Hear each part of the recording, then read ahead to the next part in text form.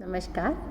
आज तृतीय वर्ष के पाठ्यक्रम के अंतर्गत तुलसीदास का अध्ययन कर रहे हैं, जिसमें से हमने धनुर्यज्ञ और बालकांड का कर लिया है। अब तीसरा हम अयोध्या कांड का अध्ययन करते हैं। तुलसीदास जी ने अपने कवितावली के अंदर इन पदों को बहुत ही सुंदर रूप में संयोजन किया है। पहला देखते हैं, वन गमन के समय कीर की कगार जो, पहला जो है वह देखते हैं। कीर की कगार जो चीर नृप चीर विभूषण उपन अग्नि पाई।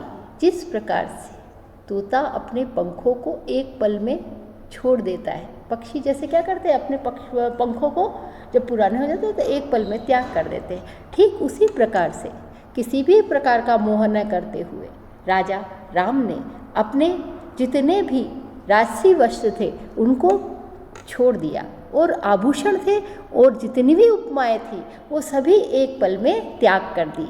ओग तजी मगवास के रुख, जो है ना, रास्ते के जो वृक्ष होते हैं, जिस प्रकार से उन वृक्षों से कोई मोह नहीं किया जा सकता, उस प्रकार से उनको वृक्षों को भी छोड़ दिया, और साथ में जितने स्त्री और पुरुष उनको साथ में छोड़ने गए थे उनको भी छोड़कर वे आगे चले गए। उनके साथ कौन रहा? सिर्फ संग सुबंधु पुनीत प्रिया, एक श्रेष्ठ लक्ष्मण भाई और उनकी पवित्र अत्यंत सीता जो प्रिया है वह उनके साथ गई। मानो धर्म क्रिया धरी देह सुखाई। ऐसा प्रतीत हुआ कि धर्म और क्रिया के रूप में लक्ष्मण और सीता देह धारण करके, माने मानवीय करण अलंकार, धर्म और क्रिया मनुष्य रूप धारण करके उनके साथ चल पड़े। और राजीव लोचन राम तजे तजी बापू को राज बटाओ। राजीव लोचन कमल के समान सुंदर नेत्र वाले राम जो है अपने पिता का राज्य इस प्रकार त्याग के चल गए, जैसे कोई पथिक आता है और वहाँ से चला जाता है, जैसे कोई अनजान मेहमान जैसे आया हो, है ना, पथिक जैसे आया हो, वो आकर अतिथि वो आकर चला गया। इस प्रकार से वो अपने पिता के राज्य को छोड़कर चले गए। यहाँ पर हमने देखा भाषा जो है बहुत ही सुंदर इनकी भाषा यहाँ दिखाई दे रही है। साथ ही देखो, कीर की कगार जो नृप चीर, कीर के नगार के कगार के समान वो राजा के वस्त्र और आभूषण को छोड़कर चले गए। तो यहाँ पर कौन सा अलंकार हुआ? उपमा अलंकार, है ना। इसी प्रकार से मघवास में जो है ना, पंथ में जो, तो ये उपमा अलंकार का सुंदर संयोजन है। साथ ही रूपक अलंकार हम देख सकते हैं कि राजीव लोचन रूपक अलंकार है, और धर्म और क्रिया ने देह धारण करी, तो मानवीय अलंकार यहाँ दिखाई दे रहा है। अगला पद पढ़ते हैं, एहिक घाट से थोड़िक दूर अहे कटिलो जलु था। अब वो उनको, राम को और सीता को, लक्ष्मण को जब सरयू नदी को पार करना था, वहाँ केवट का जो प्रसंग है, जो अत्यंत प्रसिद्ध प्रसंग है, उसको हम यहाँ अध्ययन कर रहे हैं। देखो, केवट को कहा कि भाई केवट तू मुझे नाव से उस पार पहुँचा दे, लेकिन केवट कितने चातुर्य से अपना उद्धार क्या अपने मन में समझकर वो यहाँ पर कह रहा है कि इस घाट से थोड़ी ही दूर पर, ज़्यादा दूर नहीं जाना है, खाली कमर तक का ही पानी है।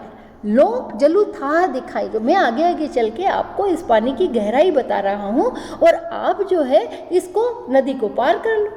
फिर क्या कह रहा है? कारण क्यों बता रहा है कि मैं क्यों नहीं नाव में बैठा रहा हूँ? पर से पग धूरी तरे धरनी, क्योंकि आपके पैरों के स्पर्श से जो है वो पत्थर भी स्त्री बन जाता है। धरनी घर को, अगर दूसरी स्त्री बन गई मेरी नाव, तो मैं अपने घर पर जाकर अपनी स्त्री को कैसे समझाऊंगा? तुलसी अवलुम्ब न और कछुलर का के ही भांति जीवाई, और मेरा कोई सहारा भी नहीं है, ये एक नाव ही मेरा सहारा है, मैं अपने बाल बच्चों को कैसे पालूंगा? इस पद के अंदर बरु मारी ये मोही बिना पग धोए हो नाथ न नाव चढ़, चाहे मुझे मार ही दो आप, लेकिन मैं इस नाव में आपको किसी भी प्रकार से चरण धोए बिना नहीं चढ़ाऊंगा। उसके मन में तो यह है कि इनके चरणों को धोकर उसका पान कर लूँ तो मेरा उद्धार हो जाएगा, लेकिन वाक चातुर्य के द्वारा उन्होंने विभिन्न कारण बताते हुए तुलसीदास ने ना केवट और राम के संवाद के अंदर एक अत्यंत भावुक और मनोहर जो है संवाद का आयोजन किया है कि मैं आपको ऐसे नाव में नहीं चढ़ाऊंगा। ठीक है, तो बहुत ही सुंदर तरीके से वाक चातुर्य का प्रयोग करते हुए उन्होंने यहाँ पर वाग विदग्धता पता ज्ञात होती है, और प्रसंग जो है वर्णनात्मक प्रसंग है और एक चित्रात्मक शैली है, एक चित्र आंखों के सामने उभर हो गया कि शायद संभवतः केवट इसी तरह से बात कर रहा है।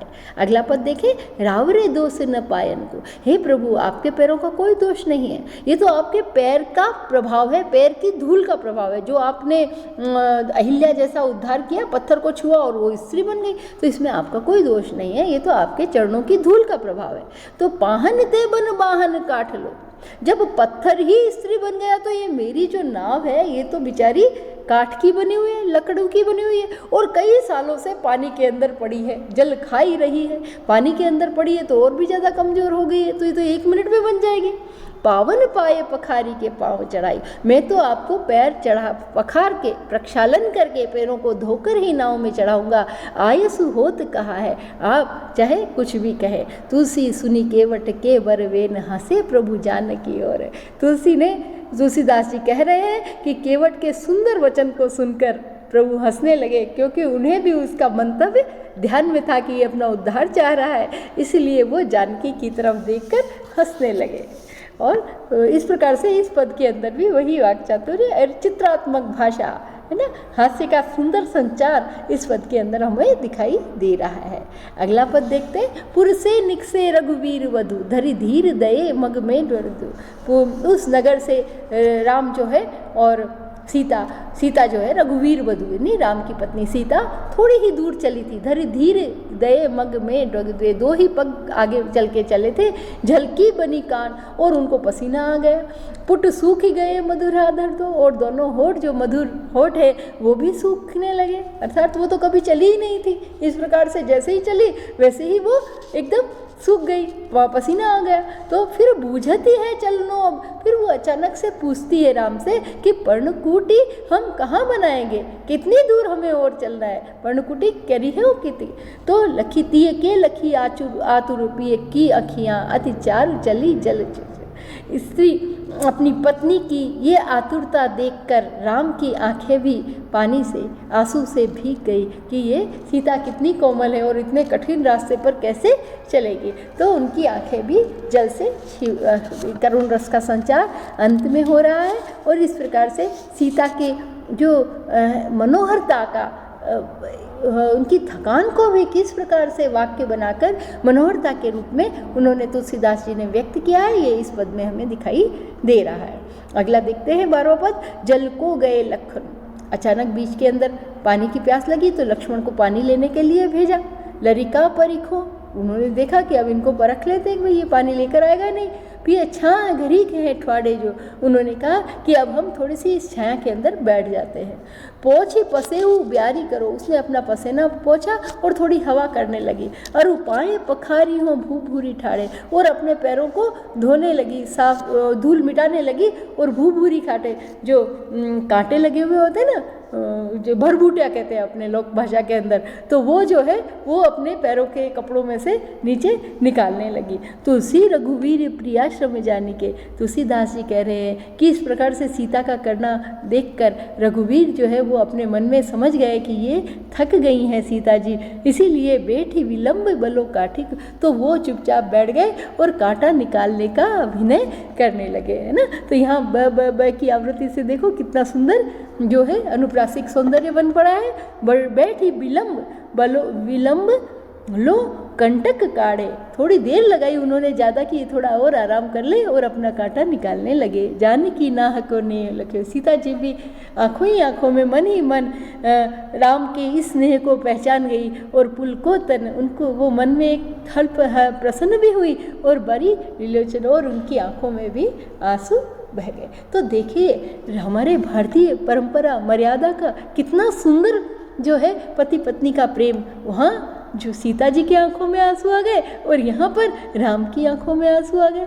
देखिए तो कितना सुंदर जो वर्णन है वो यहाँ पर किया। बड़ी बारी विलोचन बाढ़े, आंखों में से नेत्रों में से आंसू निकलने लगे एक दूसरे को देखकर कि कैसी अवस्था है, इतनी विकट अवस्था में ये एक सुंदर मर्यादित प्रेम जो है वो यहाँ तुलसीदास जी ने व्यक्त किया है और सुंदर वर्णन, मनोहारी वर्णन दोनों में किया है। तो इस प्रकार से हमने केवट के वचन और तुलसी और राम और सीता का जो स्नेह है वो इस कठिन वन गमन के अंदर यहाँ दिखाई दे रहा है। धन्यवाद।